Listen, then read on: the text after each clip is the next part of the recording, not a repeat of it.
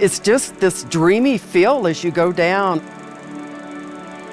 I really don't even know how to describe it. It's just so beautiful to be out in the mountains in winter, in the white, and it's just a freedom that I personally feel, and I just want everybody to feel that same way because it is really special when you're out there alone on a mountain.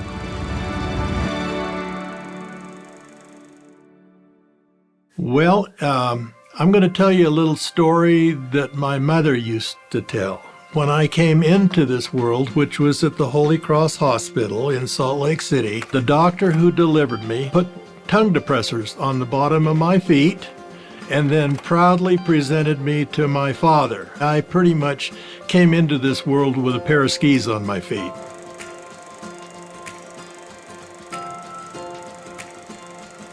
My love of skiing came when I was about 7 years old. I hung out with a couple of kids my age who were sons of two Finnish individuals who had moved into the neighborhood from Telluride, Colorado. They introduced me to skiing.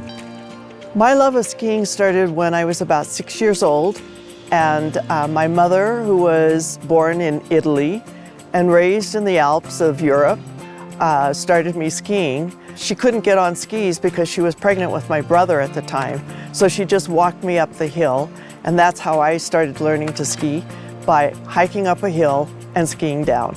Oh, I had a passion for skiing right out of the gates, and I realized, this was really my jam. That skiing and that snow really coursed through my veins. Well, we got married 23 years ago, one of those, up at Alta at the Lady of the Snow Chapel. These are the very clothes we were wearing then. Craig came up with this tradition the following year. He says, why don't we just put on our wedding clothes and go to the top of Snowbird, because that was our base during the wedding, and just renew our vows every year and ski and snowboard down. So for 22 or 23 years, that is what we have done every year. We have these generations of people before us who had a remarkable vision of winter recreation and how to preserve that. And I feel like we're standing on the shoulders of the generations before us. We respect that, we carry that torch, and then we pass it on to the next generation. It's so important to preserve this history, because if we don't know where we came from, we don't know where we're going. Preserving this history of skiing is very important to me because it's kind of my past. And I like to go back into the memory books and see. It's really important for the younger people to see how the sport started, how it's been evolved.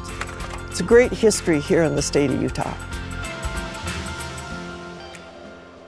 Back in the mid-1980s, there was an instructor that worked for my father in the ski school at Alta by the name of Sue Raymer. Sue and Greg came up to Alta, and I happened to have been with my father in his office when Sue asked Dad and Greg asked Dad if they would be willing to have him turn over his history of scrapbooks. And he had quite a large number of scrapbooks of all of the things that had taken place during his years of competing. They wanted to start a ski archive program at the University of Utah.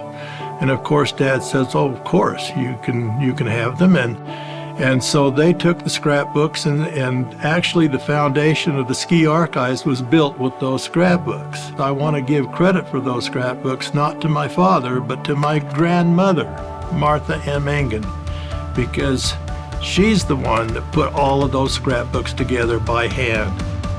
After 30 years of effort in building the archives, I'm absolutely amazed at what we have collected. But more importantly, I think, I'm amazed at the community that has come together and stayed together for 30 years to do this function.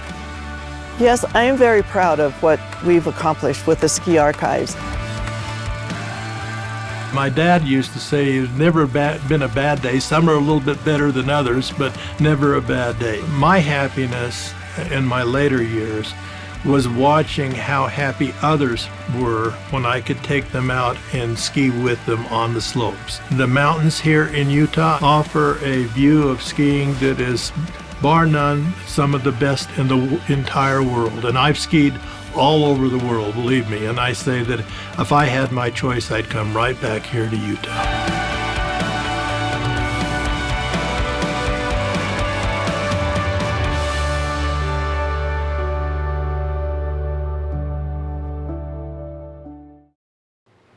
You guys are doing awesome. Right on. Yeah, this is great. Awesome.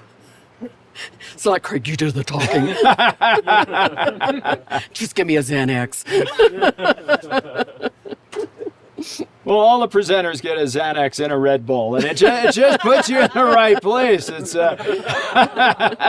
Okay.